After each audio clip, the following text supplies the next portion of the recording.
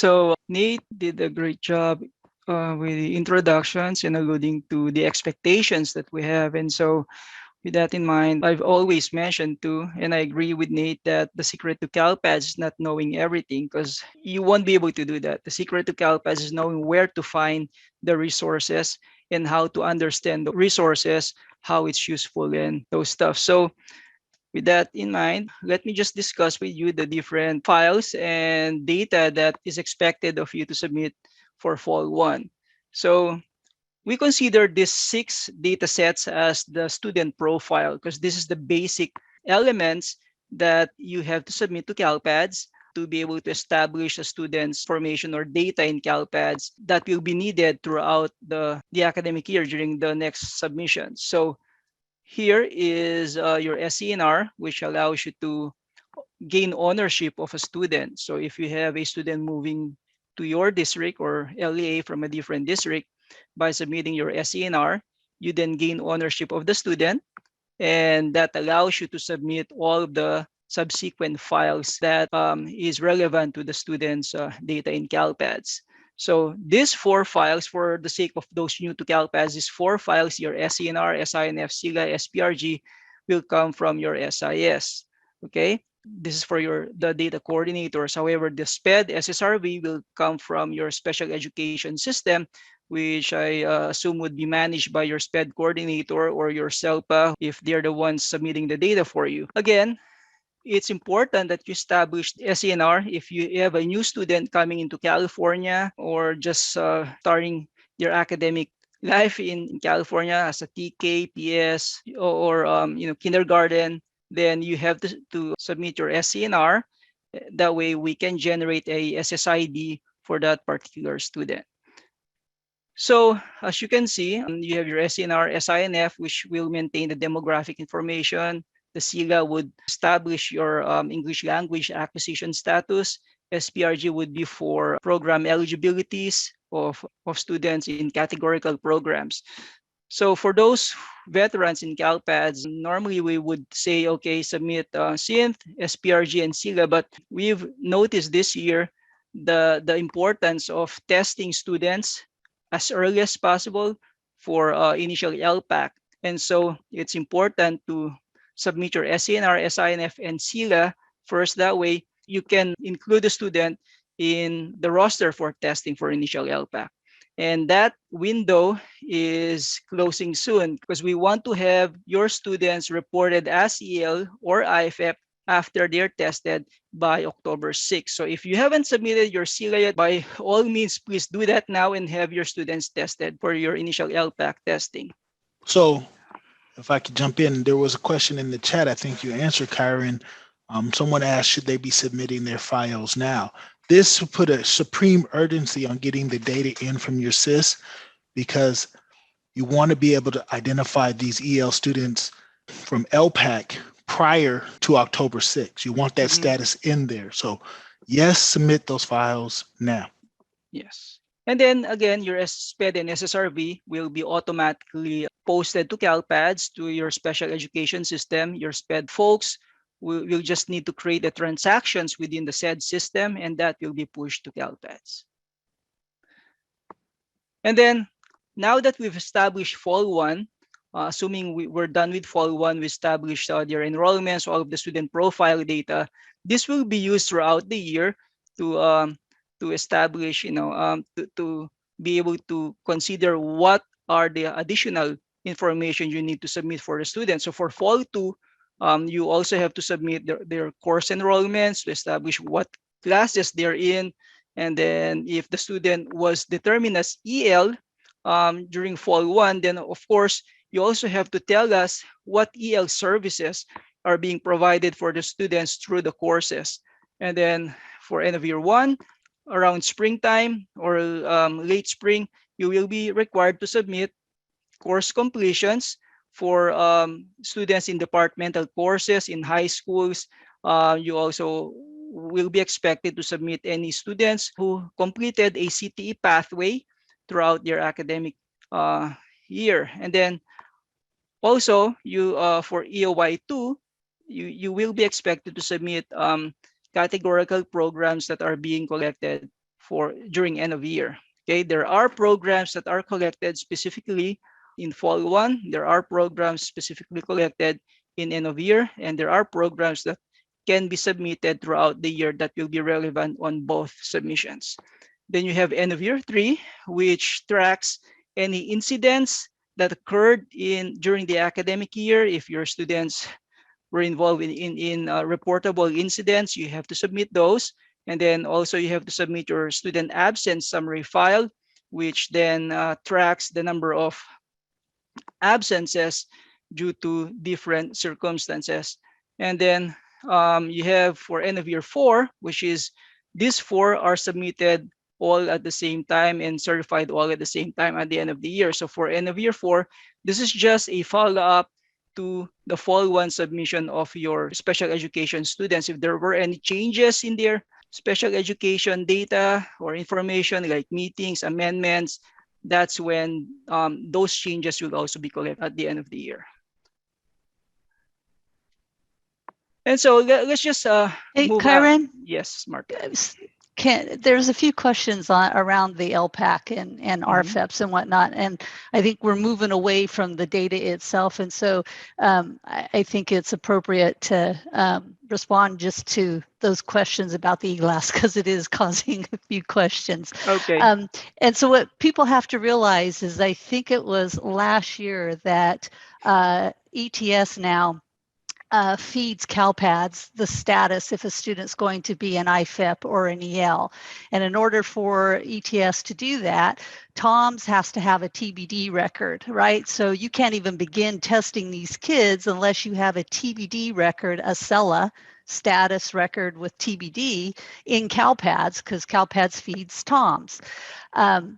But because ETS tells us if a student's an EL or an IFEP, what Kyron was saying earlier is that we have to have that status, whether they're an EL or an IFEP, from TOMS on or before October 6th. So if you're still testing right now and you're not going to get tested and you're not going to complete your testing until after October 6th, then the student won't be considered EL because they will have a start date that is equated to when they finished their testing.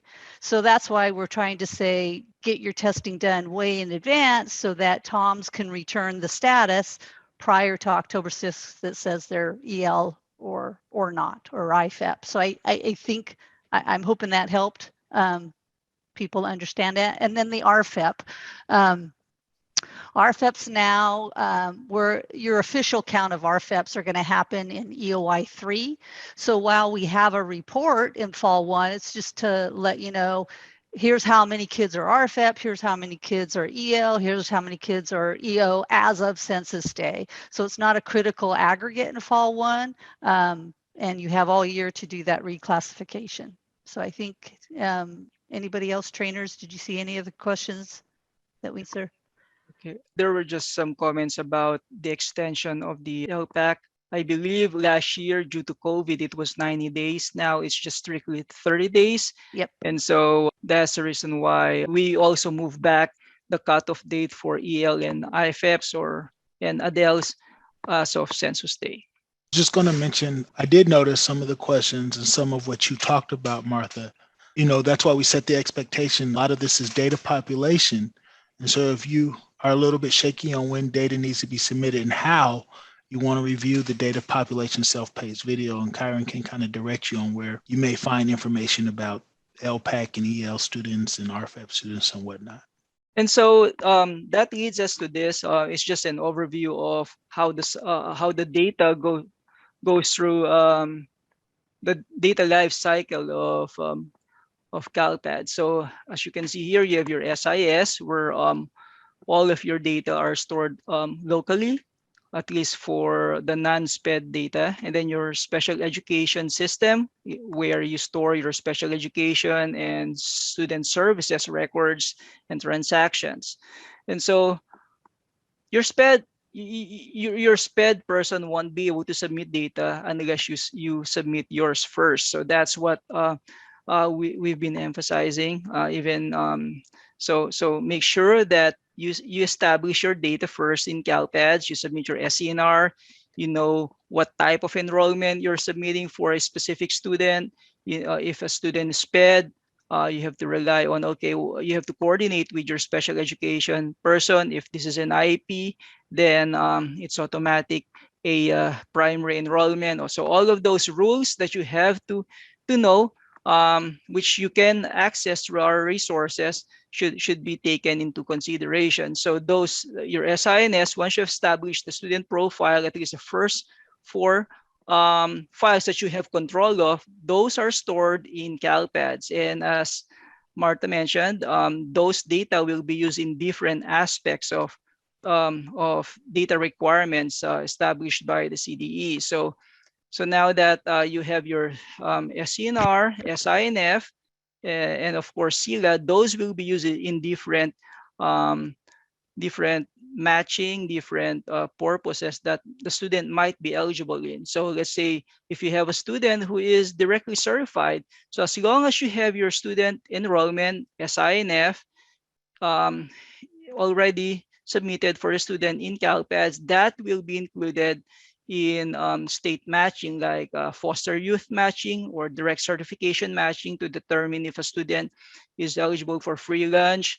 And then that those same files, SCNR, SINF, and now SILA, as Martha mentioned, will also be sent to TOMS. So if a student has a SILA record or status of TBD, then TOMS will then identify the student as, okay, this kid is eligible for initial LPAC testing. So it would be put on a roster, and then your EL students, your LPAC folks, or English language folks, will then be able to see the student in the roster and test those students.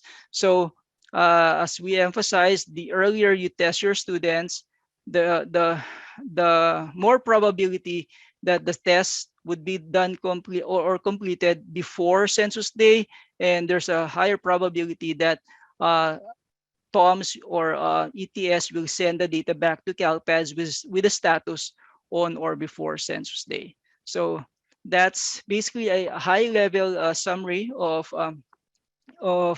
how the data works in CalPads.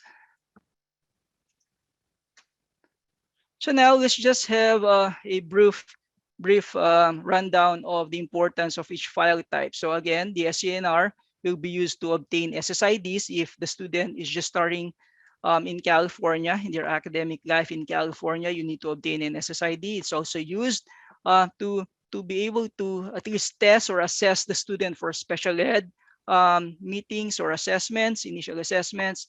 It also is used to establish ownership of a student if the student is moving from one district to another.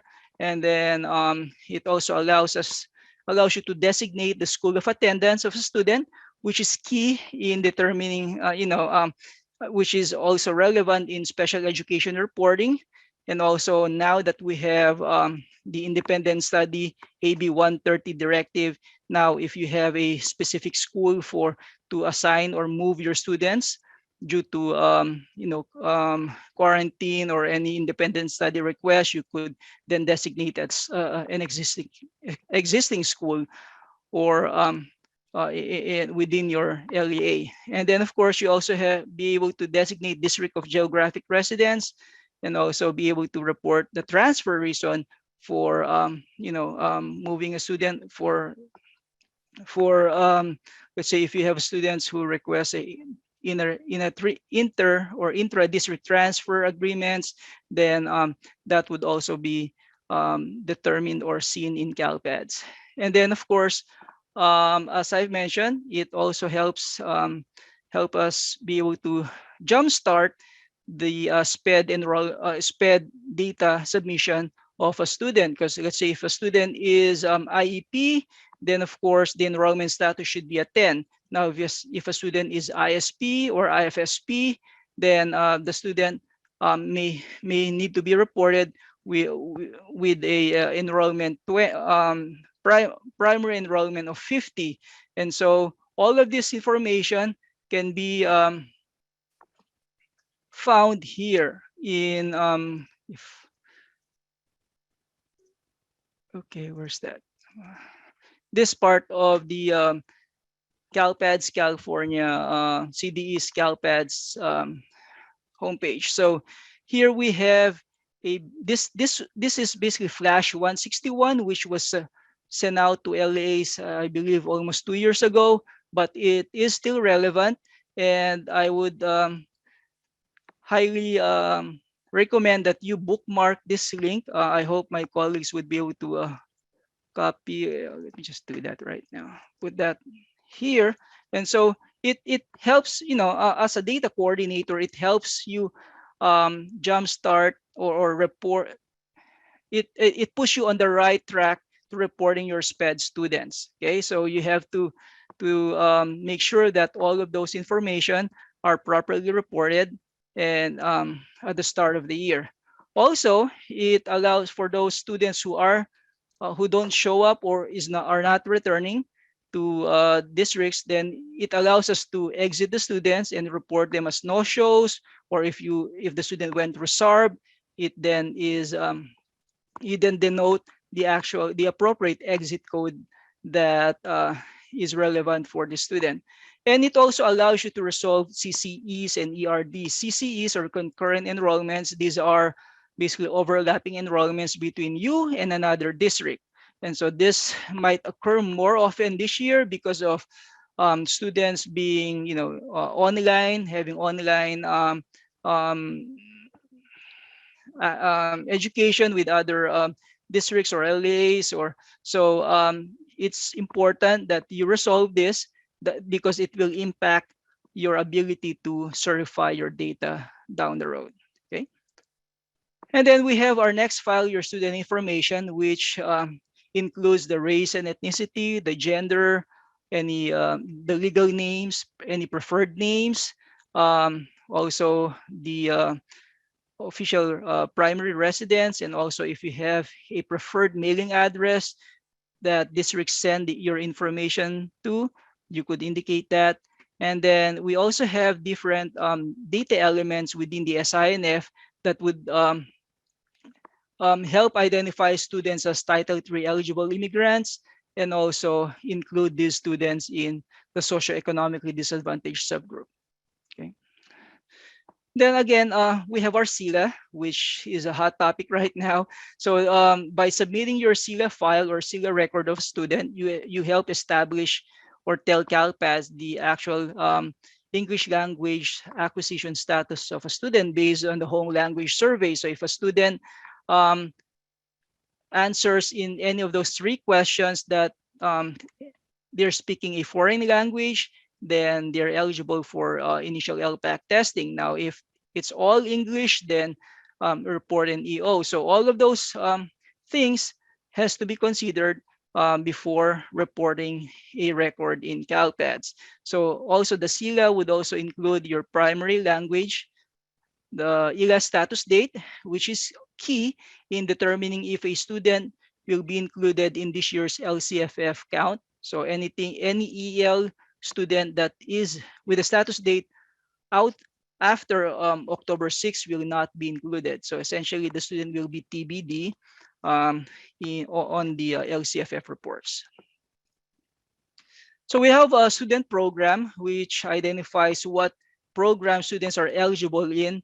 You have your free lunch, you have your GATE, SPED, not SPED, Title I Migrant Ed. So all of those, and also new this year, the EL instructional strategy. So this not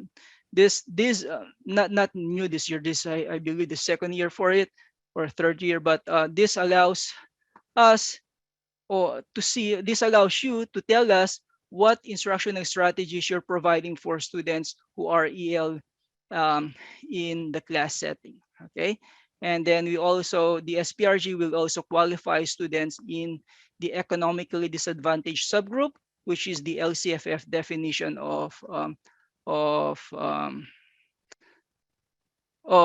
which is the LCFF subgroup. And then Nate, you want to jump in on this? I defer to Nate on this because he's between the two of us, he's the SPED expert. Yeah. Okay. So we're, the special education has three file types that submit the data now. But for Fall-1, it's the special education program, that's the SPED, and the student services related to those programs, that's the SSRV. So that's what we'll talk about. And you're going to collect data for children, not just students, because the age range is from 0 to 21 for who has been evaluated or found eligible through evaluation for services. So these include pending records. These include records for students that are not eligible. These include records for students that are found eligible, have an active plan, or are found eligible and deny special education services. So all of those records are relevant and required by IDEA. In particular, those active plans, which we'll talk a little bit more about later, are IEPs, ISPs, and IFSPs. And then those active plans require student service records, right? Why would a student have an active special education program if they don't receive services? And so the service records are used to submit, the service related to that student's primary disability, how often the service is provided, how long that service is provided, who is the provider, where the service is provided, whether it's the district or offsite location. Maybe it's at a SELPA or a county office, maybe it's at an NPS school. So all those service details are provided in the special education service record, and those service records have to be related directly through an identifier to a program record. And so we'll revisit this a little bit later. Thank you, Nate. And so that leads us to the subgroups. So assuming all of your data, all 4 files, and even SPED and SSRV has been submitted to CalPADS and was posted. So all of the records are now in the ODS. Those data are then aggregated into different subgroups. Okay, so we have our socioeconomically disadvantaged subgroup. We have the LCFF.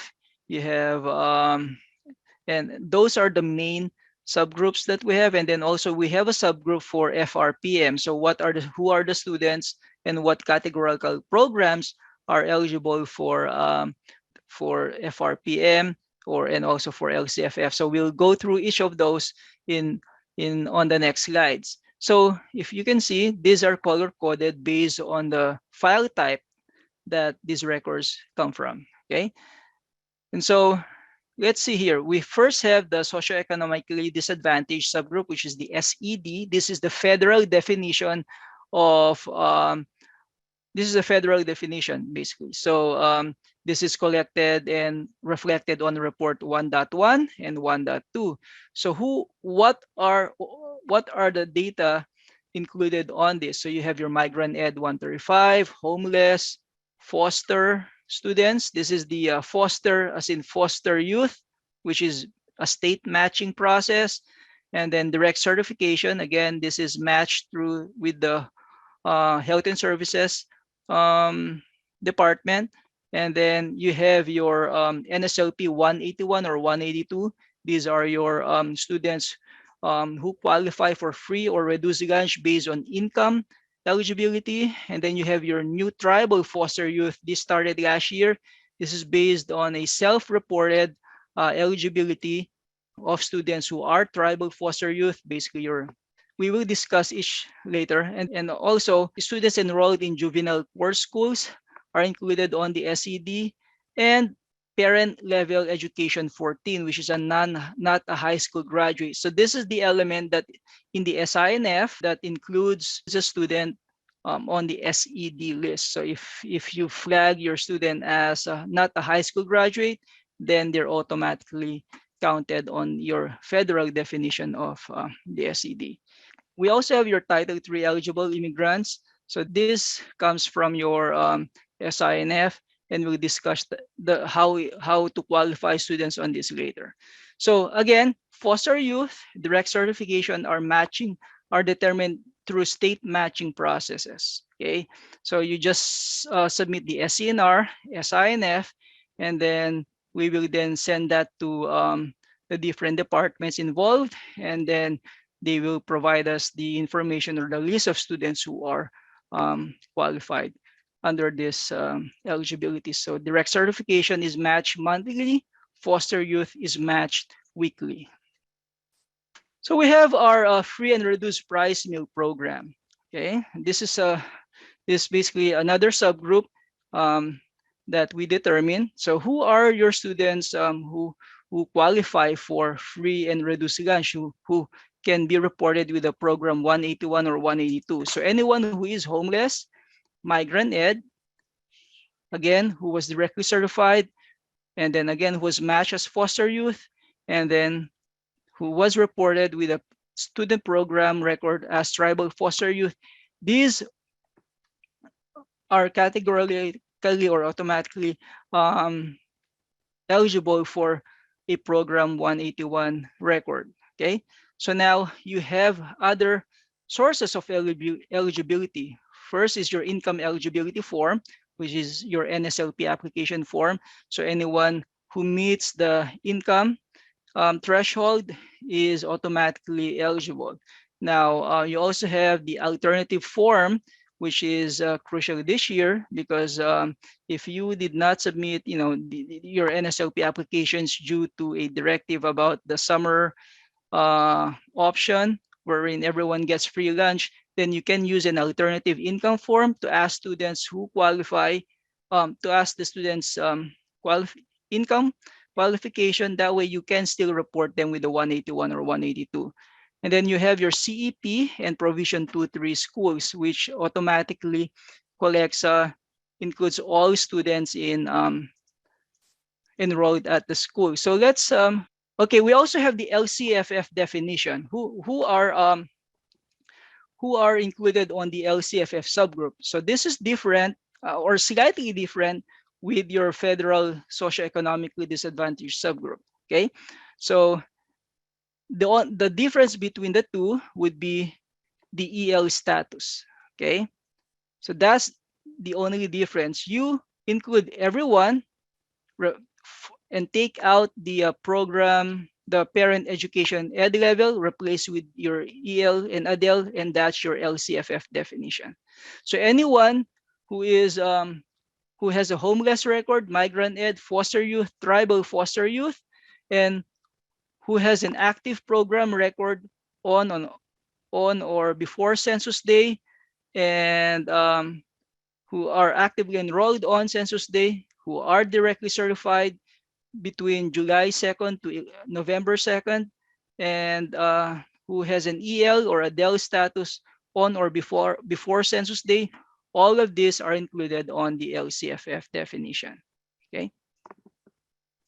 So before I move on, there was just one information that I mentioned about this one. So in the reporting roadmap, there was guidance with the NSLP collection, just so you know, if you there this year, everyone, all students can receive free lunch through the seamless summer option. However, just because students are all receiving free lunch, that doesn't mean they all qualify for program 181, 182 in the definition of the LCFF. No, the guidance here says that you still need to collect an SLP application or alternative income form to determine those students. Okay, so let me just copy this and link it here, and that way you can read through it. Okay, do we have any questions, or has everyone, all the questions been answered so far? Okay, so moving on. So this next three PowerPoints, but these are just guidance or additional reference that you could look at on how to report NSLP program 181, 182. So you can just refer to that. And then also how provision 2-3 CP schools report to CalPADS. Again, there is a website for that. If you just Google LCFF FAQ, click on the first link in there. It provides you all of the qualifications for LCFF. So you have here free and reduced price meal based on income eligibility under LCFF. You can click on that and also do, so this is your income, based on income, and then you have here based on 2-3, provision 2-3 or CEP status. So if you want more details on how to manage your data based on your reporting scenarios, you could refer to this LCFF FAQ resource.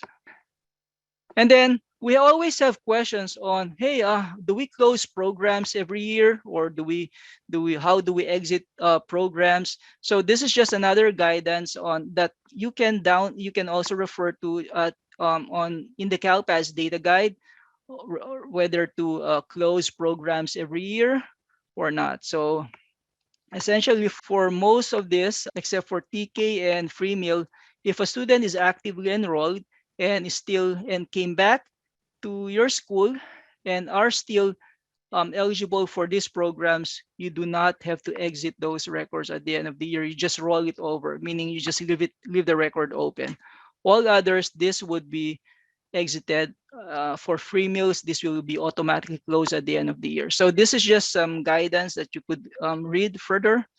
And so let's now go into the more detailed discussion of each of those programs. So foster youth. So again, foster youth is foster youth data is generated based on state matching. And just a fair warning, not all foster youth identified students in California qualify under the definition of the LCFF. So if you go to the WIC section 10553.1 and this one here, you would know that only these 4 placements qualify as foster youth. So you have your pre-placement, post-placement, permanent placement, and supported transition. And so you would, yes, sir. It's better said that the students identified as foster youth will be defined under Section 300 or Section 602, Okay. but students in any of those placements can be identified. Okay. Yes. So, so if you're wondering if, let's say, you look at report 5.6 and 5.7, so let's go to that section in CalPAD. So to know where to look at your updated foster youth, you go to reports, ODS, and this is where you see the ODS 5.6 and 5.7 report. This would show you who your active foster students are for 5.6 and 5.7. 5.8 and 5.9 will show you who your currently enrolled students are who are no longer foster youth. Okay, so refer to this report every week.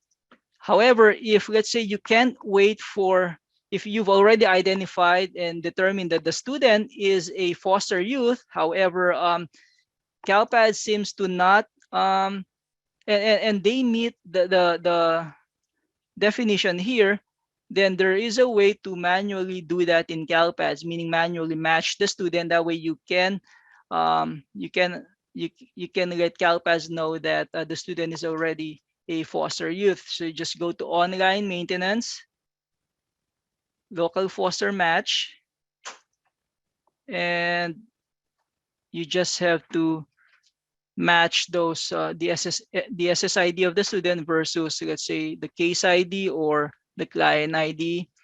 So again, if for some reason there are no matches, make sure that they meet this qualification or the one under section 300 or section 602. Okay, just discuss that. And then we go on to Title I Parsi Migrant. So this is a 3-year eligibility. So the key elements here is that you should have the correct migrant student ID.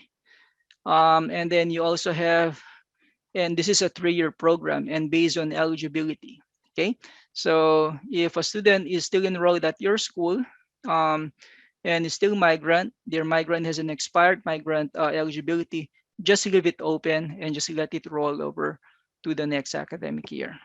And then once the eligibility expires, then that's when you close the program and open a new program with the new eligibility. So for homeless, there are students who are always moving around, and homeless is the moving target. I mean, so it's important that once you've determined that the student is homeless, it would recommend that you report the homeless program right away for the student. That way, the student will be identified in CalPAS as homeless, maybe in Fall-1 if the student was homeless in Fall-1, or maybe in end of year. And then we have GATE, Gifted and Talented Education, GATE, with program code 127. The key takeaway here is that if your criteria is the same as another district's criteria where a student originated from, then you can just report the GATE without even going through assessment. However, if you have different criteria between LAs, then you have to reassess the student and submit the program to CalPAS based on the date of your assessment. And then we have our TK program. So this is the TK program is for students who do not meet September 2nd cutoff to be 5 years old. So anyone who's who will be 5 between September 2nd to December 2nd this year are considered TK. And so TK is a 2-year program. So meaning the student will be kindergarten for 2 years. So with that said, and to differentiate it with regular kindergartens, it's important to submit a program 185 if this is the student's first year of the 2-year kindergarten program. Okay, and this should only be reported once and during the first year of the program. So again, you have to submit a program 185 for a student who is TK, and you have to report a KN grade level, because sometimes we have tickets wherein they would say, hey, do we need to report the student as preschool? No, submit a KN and submit a program 185. And then tribal foster youth, this was started last year. So there was a need to identify foster students within the tribal communities and track them, and be able to know if we've been providing the necessary services, necessary help that these students need. And so the tribal foster youth record or program was established and collected. And so this, compared to the foster youth, which is a state matching, which is automatically matched by between CalPADS and the CDSS, this is self-reported. Okay, if your district is within the boundaries of tribal communities, I would suggest you coordinate with your tribal groups and see if there are students who are eligible and be reported with the tribal foster youth. And then LIP, and this is in relation to EL students. So generally, we want to know what type of strategies you're doing in providing EL services to students. And so these are the different strategies. Although 303 and 305 are specific for students who are EL, okay? You can only submit a 303, 305 if the student is EL.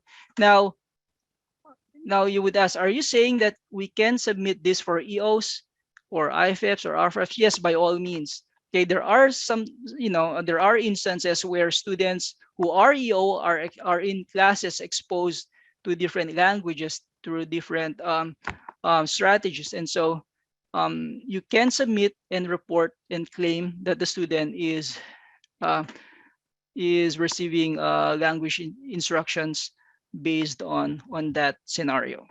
And then again, we have our ELs, which is determined through the initial LPAC testing. So if this is the first year of the student in California and you submitted a TBD, the student was tested, determined as EL, then you report them to Then TOMS will send the data to CalPads telling us that the student is EL. And then again, just to reiterate, um, if any EL record with the status date of October 6 or before October 6 will be included on the LCFF, okay? Anyone with the status date after October 6, then of course, the student status on our reports would be TBD. And then Title III eligible immigrant. So this is derived from your student information system. So what data elements do we use to determine if a student is eligible? First is their where they were born. So basically a country of birth. So if a student was not born in any of the 50 states, Washington, D.C., or Puerto Rico, and has been in the U.S. school for 3 full cumulative academic years, so this is an indicator within the SINF, and then if their ages are 3 to 20 and 21, then they qualify. Between 3 and 21, then they qualify and are automatically counted. So we normally have questions. Okay, if a student was born, if an American citizen was born in a different country because of diplomatic parents, or if their parents were stationed in some US bases in, let's say, Yokohama, Japan, or in any of those bases around the globe, technically they were born outside of the US and outside of this definition, outside of this, and would meet this definition, I mean. And so just in the realm, just in the context of Title III eligible immigrant, those students would qualify as Title III eligible immigrants. This is not about citizenship. It's about just where they were born, and then if they move to the U.S. and if their U.S. schools for 3 full cumulative academic years is 3 or less, and the indicator is a yes, then they qualify as Title III eligible immigrant. Okay. So we're coming back to revisit some of the data for the students with disabilities, and we went over the active plans very briefly in the earlier slide, but these are all the different education plan types a student may have with students with disability. And this is just education plan type in terms of reporting identifies students eligible for services, students that have been tested, and possibly the result. In the case of Code 900, you can see that it's not eligible. And the reason why it's important to report students that have been tested or are pending evaluation is that under IDEA, right, the Individuals with Disabilities Education Act, each LEA has a responsibility to identify students for testing. And so while your special education program has been doing this for years, personnel, I should say, your special education program personnel have been doing this for years. The thing is, we want those of you who are new, who have no experience, or may have just been promoted perhaps, right, to a district position, you have a responsibility to enroll these students. And a lot of their enrollment is dictated by their education plan. And so I don't know if you have 161 or the data guide close, Kyron, but you can go to the CalPADS data guide or flash 161 and identify the appropriate way to enroll your students based on their special education program. And so, for instance, a student that has an IFSP is an infant or toddler. These are not students in a traditional enrollment. You're not teaching them a curriculum. You're just providing them services. How should they be enrolled? And so this tells you the different type of services by age, Kyron, but there's a table that talks about the enrollment status as you scroll through. Yep, here it is. So at the top row, you can see it says infants and toddlers. These are the students on the IFSP. They have a enrollment status 50. It's a non-ADA enrollment, and it tells you the subsequent files, right? There's no program record for these students. There's no CELA because they're too young to be evaluated, right? And so then this is the tricky one. The second row is the preschool students, right? A lot of times mentally we categorize those with the infants and toddlers because they're not K through 12, but you can see the requirements are different. A preschool student is expected to have a primary enrollment as a 10. They are required all the files except for the CELA file. All right, and so the collection of information is different for these students. This has to be communicated with the special education team. You have to know that who should have an IFSP, the enrollment status. Otherwise, you're going to get a lot of errors, right? And you can see that a preschool student isn't a non-ADA enrollment. So what would their education plan be? That's something you want to think about. You want to talk to your special education team. We know from experience that all preschool students have an IEP and they have primary enrollment. If they have a primary enrollment, what does that mean? They have to be enrolled at your school in a public school. So there's a lot of confusion sometimes of how you treat these students, right? Some people want to use a 50. Some people say this preschool student's going to an off-site preschool program. We're just providing services to private school. There's instruction in the CalPAS Data Guide and Flash 161 of how to appropriately enroll these students based on their education plan type. And then there's a description on how students are eligible for different plan types. And Kyron showing you the District of Special Education Accountability Scenario Guide, because a student might be at your district and be provided services through various different measures and means. They might be through the CELPA, the county. And so if you're trying to identify if you should be reporting this student, Kyron is, we have a link in the chat and showing you the District of Special Education Accountability. And if we go back to the PowerPoint, Kyron, to the next slide. And before we go to the next one, also know that students that are tested and found not eligible, how do you exit those students, right? Maybe they're not school-age students, so they don't have other curriculum. They're tested at a young age to see if they're eligible for special education. They're found not eligible. You want to make sure that you understand the appropriate way to exit them, right? So, and then your special education program records, they are included on reports depending on their most recent meeting, okay? And so this is something that I just got clarification on yesterday or the day before. So you want to make sure that when you're submitting these records, you understand the relationship between the meeting and the services. And so we would expect for initial meeting for Part B or for Part C to have services attached, right? This is the initial evaluation, but also it's going to plan out the services for the student.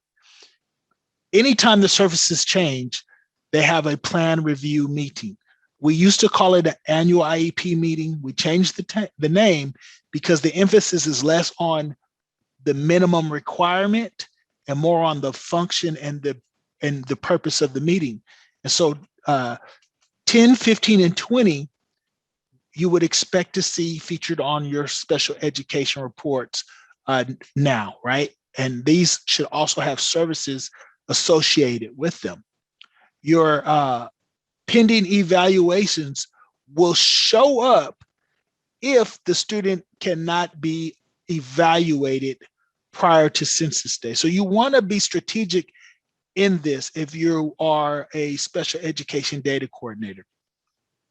Your pending evaluation is for all those students who are identified and needing to be tested that don't go tested. So we have maybe a week, a little bit more, about a week until census day. If you have any evaluation scheduled between now and census day, we don't necessarily need that pending record. You can submit it, but we don't need it, because when the reports come, if they actually are found eligible or ineligible, that is going to be the most recent record, and that's what's going to show up on the report. It just depends on your practice, but you want to understand what's the purpose of the meeting and how it's used in CalPADS. And then lastly, you have meeting type 40, which is for eligibility of evaluations. Again, we used to call it triennial, and it's changed. It's changed for a year now. Triennial meetings do not have services attached to them because they're evaluations for eligibility meetings. They also can occur more frequently than once every 3 years. It's just at a minimum. Students need to be evaluated every 3 years. And they're just assessing whether the student's still eligible, right? And so this does not have services associated with it, and it will not show up on report 16.1. You still need to submit these records for accountability. They're still required by IDEA to occur, so you have to report them, but they're not going to show up on reports, and they should not have services associated with them. If you do, we will remind you that that's inappropriate, because we'll give you a certification error and you will not be able to certify.